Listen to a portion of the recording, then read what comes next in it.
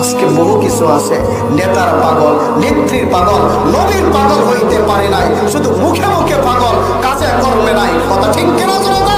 কাজে কর্মে নাই। যদি কাজে কর্মে থাকতো, বাংলাদেশের ভিতরে, বিশ্বের ভিতরে যখন নবীকে নিয়ে ব্যঙ্গচিত্র করে, নবীর ইজ্জত নিয়ে যখন